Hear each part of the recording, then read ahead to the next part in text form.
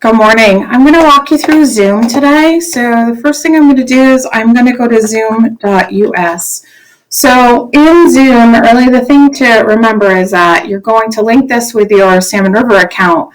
So Angie sent an email in April that allowed you to get Zoom using the district accounts.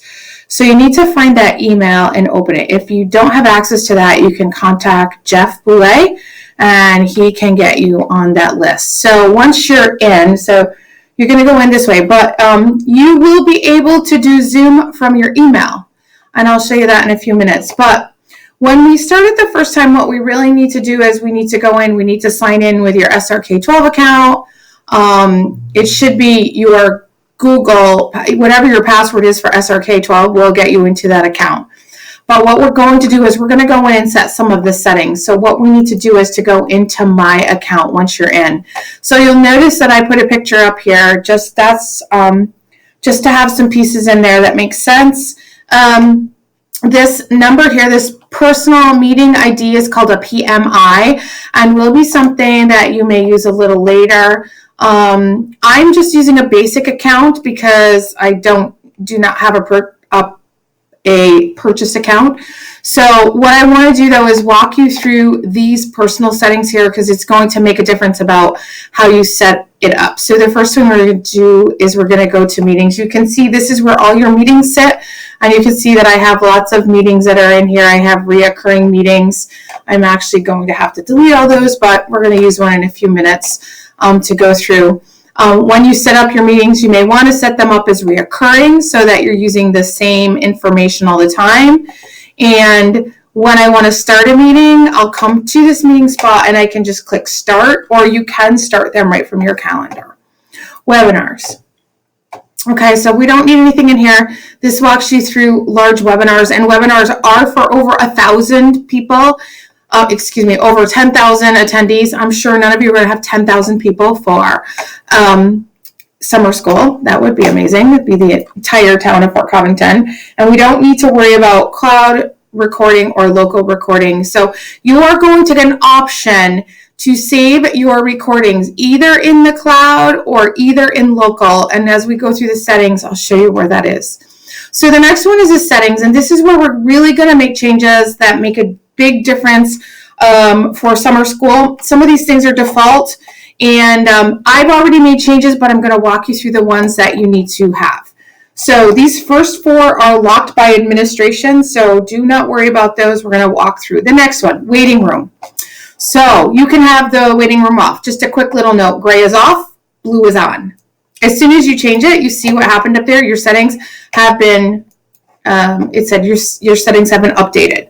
I would highly recommend that you have a waiting room so that you are allowing your students in. This is a good way to see them as they come in and that you'll meet with them.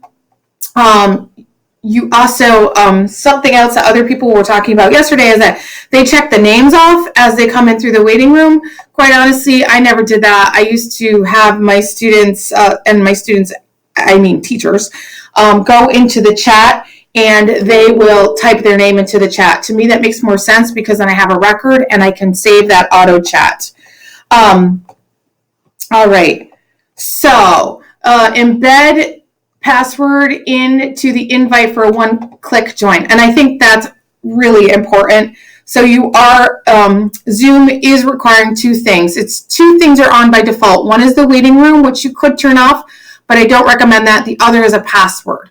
So students are going to have a password. You can reset it, but if you turn this on, so it's a one-click join, it'll automatically pull the password through to anyone you send the link to. To me, that makes a lot of sense.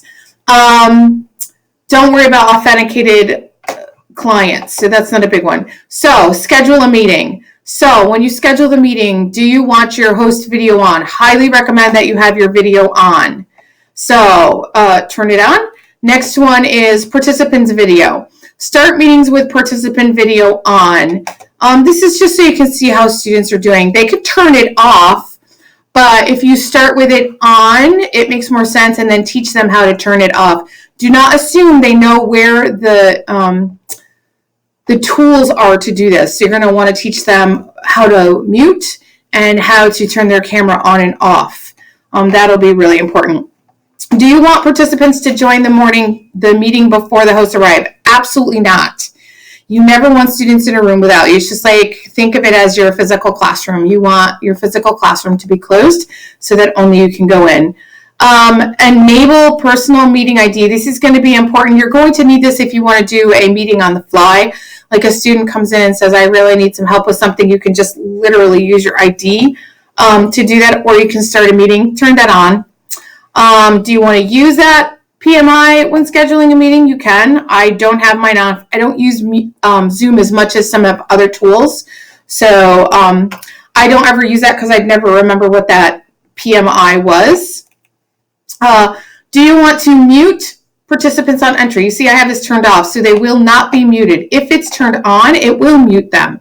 I don't want that. I want people to talk to me when they come in, and then I will mute them all.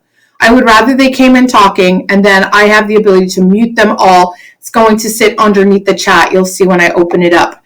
An upcoming meeting reminder, do I need one of those? I don't personally, because I have them linked to my calendar.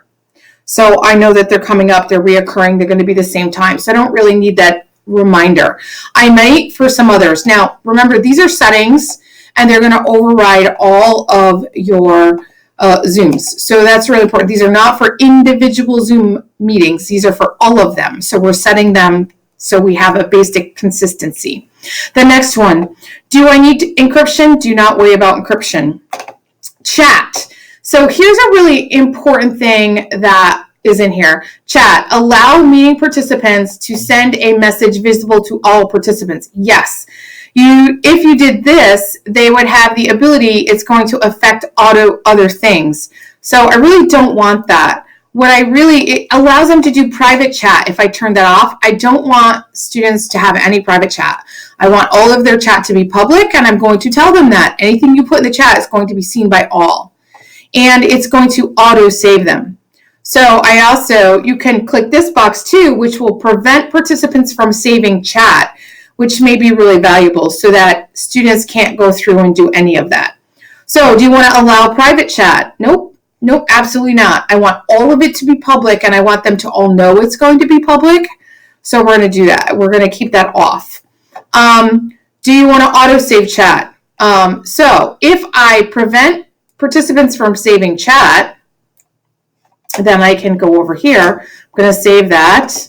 Okay. But then I can auto save chats. I can auto save chats. I want them to all be saved because I want to keep track of what was said. And if I'm having my students take attendance, if I'm having them sign in there, I'm using that as my attendance as well. So that's going to be valuable that I have that. Do I want a sound when somebody joins and leaves? This is up to you. It's personal preference. On my Meet and on WebEx, I do have when people join. It's just valuable to me because when I hear them come in, I can say, hey, make sure you put your name in the chat. It's going to timestamp them when they come in too. So you're going to know when they come in and when they sign in. So that's going to be important. Do I want to be able to transfer files? Yes. So I have that turned on. I don't need to worry about feedback to Zoom. I don't need to do an end of the meeting feedback survey. Yep, that just wastes time. Always want to show meeting control toolbar. It's going to be really valuable that I see that. That's going to give me more access to the tools that I need. Show Zoom windows during a screen share. So what this means is I'm going to actually be able to see my students in the grid format or in the speaker format. So when I say grid format, I think of it as the Brady Bunch, and the speaker format is the film strip across the top with the big picture in the bottom. And I actually call that, I think they call it gallery view. No, they call it speaker view. And it's going to be important that your students know the difference between the two. If you're in a discussion, the Brady Bunch mode or the gallery view is really valuable. If you're presenting, the speaker view is the most important, and students are in charge of that. So knowing that they can have a different view is important for them to see. So show the Zoom windows. What this does is it allows you to see it while you're still sharing your screen, so you can still see your students. Okay, so screen sharing. Allow participants and hosts or hosts and participants to share their screen and content during meetings. It's going to be important, especially for math. You're going to want to see your students' screens. Who can share? Everyone can share. This is super important. Who can start sharing? Only the host. So this means I can take it. So if I give it to Susie and Susie can't give it to Bobby, it has to come back to me and then I give it to Bobby. Okay? I allow them to take it. No one can take it from someone else except me. So basically, if somebody starts to show something inappropriate, I can take that back.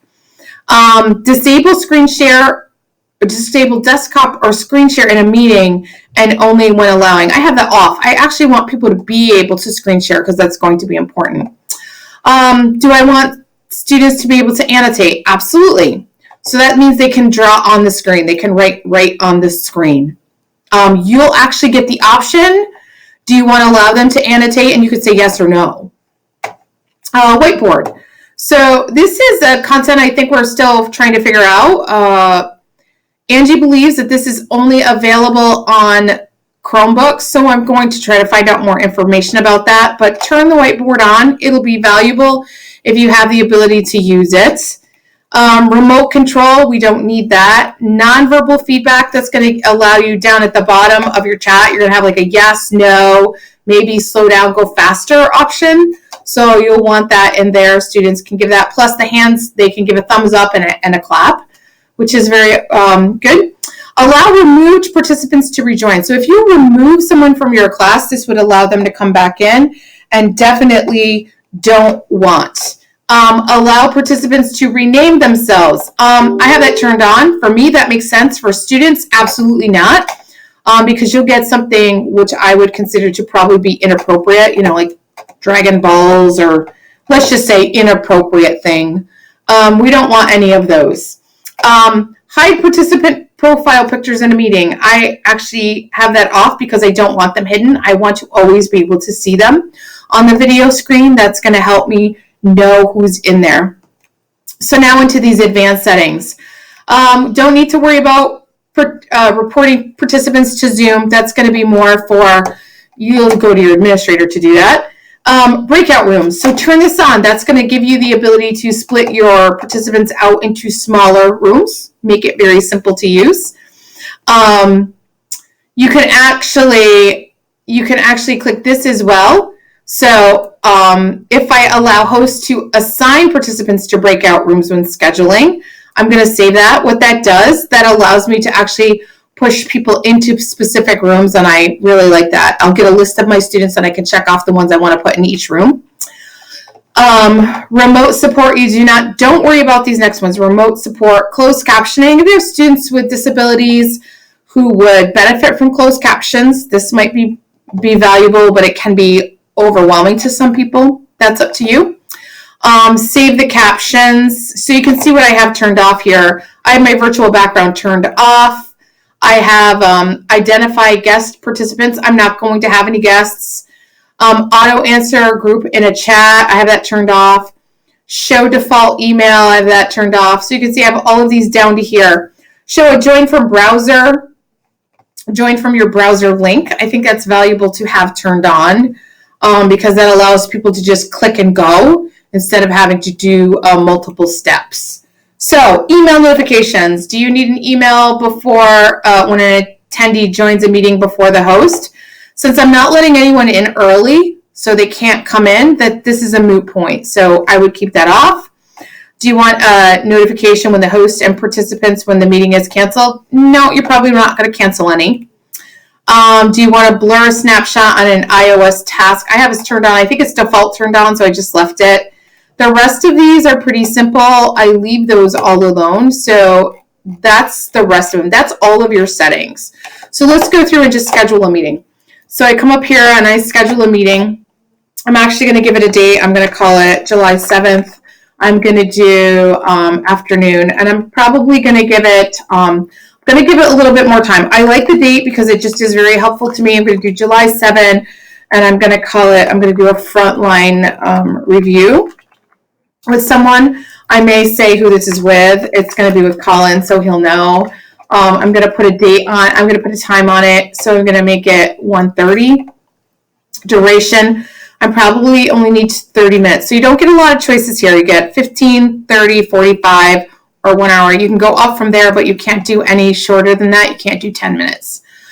Pick your time zone. It will default to your Eastern time, US and Canada versus Montreal. There really is no difference, but you can just do whatever you need. You can also do a recurring meeting. So if you're scheduling your summer school pieces, this is what I would recommend. You're going to come in and click weekly. You're going to pick the days of the weeks you want it to be like this. You would repeat every week or repeat 1 week, and then you put an end date on it. And I think the end date for summer school is like August 6th was what the middle school said. Do you want a password? This is turned off because you have it embedded into the link. Video is on for host and participant. I am going to be able to turn it off, so don't worry. And then I want to enable a waiting room. I could pre-assign a breakout room, but I don't need to do that right now. That's fine. And then I'm just going to save it. So then I have a meeting. When I come in here and look at my meeting, it'll say, where do I want to do? Who do I want to send this to? So what I would do is I would copy this invitation right here. And you'll see these are all the links that are going to come through because it's a recurring meeting, right? I'm going to copy the invitation. And then what I'm going to do is I'm going to go up into my mail right here. My mail is going to pop up. So I'm going to write a new email. So when you're in your email, come on there. Sweet Pea, right there is a new message. When I get my new message up, I'm just going to paste it right here. Okay, so there's my session, and I'm going to write in my participants. So I'm going to send it to myself right here. And you can actually schedule these. Oh, there's my draft. I'm going to just saw that come back out. You're going to be able to schedule these over here because right in here you will have an add-on. And you can add the Zoom add-on, which I'm going to put in right now. These should have been all set up for you, so you're set to go. I'm going to add this right in.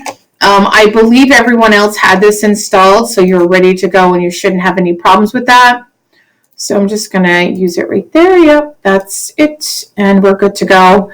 Yours will be set up, so no worries, but I'm going to show you where it sits. Perfect. I do have to allow that.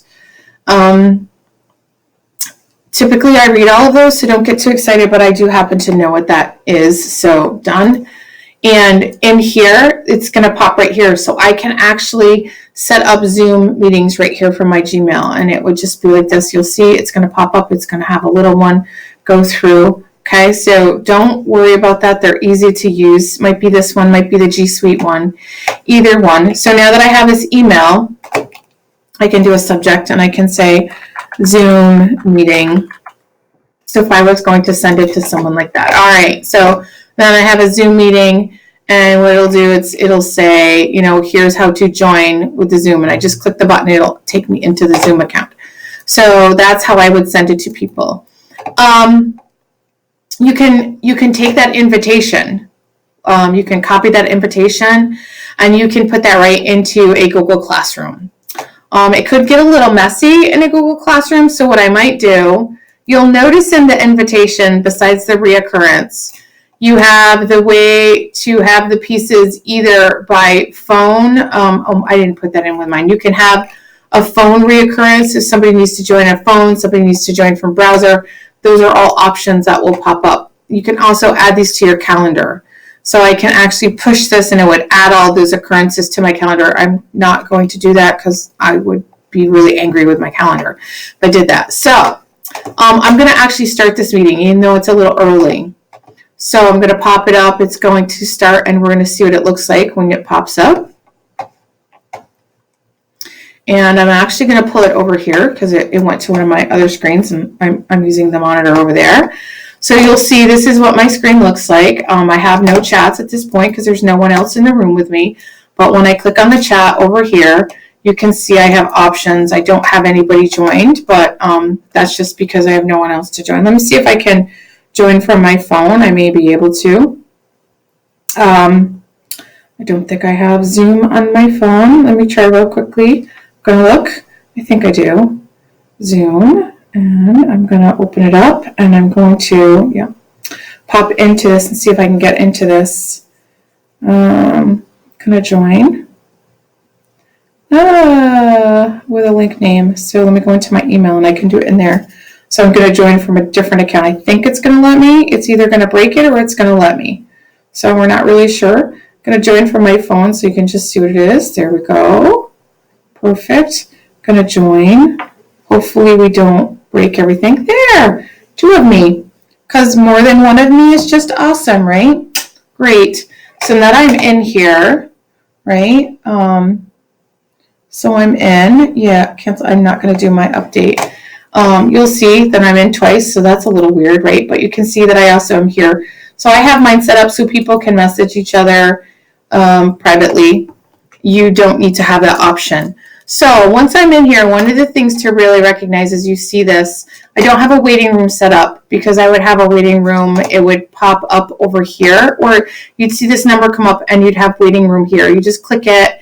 The list comes over here and it says you have an admit all button. So what I do want to do is show you breakouts. So I can have multiple rooms. Since I only have one person, it's not a big deal, but I'm going to create the rooms. And you can see that I can assign people. So if I click this way, so I'm the only person, but you'd click right here, you'd get a little box and you'd click the box here in front of it and you'd be able to assign people in to the classroom. So you could say, okay, I have 9 people. I'm going to do 3 rooms. I'm going to put 3 in each. So that's one way to do it. You also have options in here. You can change your your countdown. If you want to give them a 30-second countdown, you can have breakout rooms close after 3 minutes.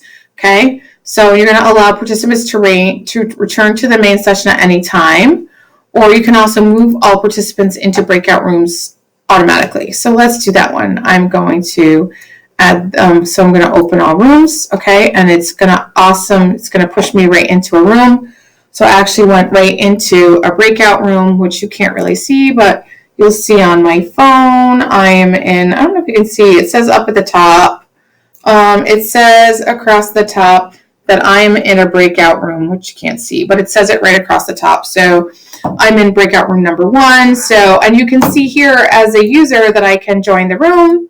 So I can go into the room and this person could be doing whatever they're doing in the room. So I'm just going to go into here and I can be talking to somebody else. So I'd have my camera on, be able to talk to people. And then I could go in and I could join the room. Yes, so I'd go in and I'd join the room and I'd go over and you'll see this is going to be weird. So that's really weird. I was talking to myself in the room and you'll see yourself like this with the screen. So it's just a little weird, right? Hi there, Virginia. How you doing? Good. How are you? Okay, so then I'm going to leave the room. And when I leave the room, I'm going to leave this breakout room and I'm going to return to the main session. So I'm back out into the main session. My breakout rooms are still going. So I can jump in and out of rooms and I can close all these rooms. And because I put a countdown on it, they'll all close in 30 seconds. It gives them a quick, update. This is how long it's going to take. It's going to close now. And I can push on my phone. I have the option to leave now because I was only in one room. They all come back in. So it's pretty easy to use. The chat does give you a little bit of functionality down at the bottom because when I'm in the chat, I can pop in here. So I'm going to leave. I'm going to leave the meeting. So I actually popped out of the meeting. And once you do that, so I can use those peeps back and forth in the chat. When you have more people, there's a participants button here. And you can actually change it. See, participants can chat with no one. Participants can chat host only or everyone publicly. So you can make it so they can't chat at all. So you can turn that chat function off automatically so that students don't have that functionality, which I think is really, really vital. The rest is just in here. You'll see the chat pop up. You can turn it on. You can turn it off. You can pull all people back in. I guess the last thing I would just like to say, remember, if you're going to go and send your students into a breakout room, make sure you give them something to do. So you can actually just give them any kind of document in that breakout room. So I'm going to go back into my Zoom down at the bottom, and I can just send them a link so that then they can just click this and this will take them somewhere. So use this as a way to push people into rooms. That would be the main thing. if I created a document that looked like this, students would have the ability to go in and they'd be able to open up that document and they could make changes to it at the same time. So I'm hoping that that was valuable. Let me know if you have any questions. Feel free to reach out to me. You should all have my email, virginia.bond@narec.org. Feel free to reach out through Teresa, and I'll see what I can do to get you an answer as quick as possible. Thanks, and have a great day.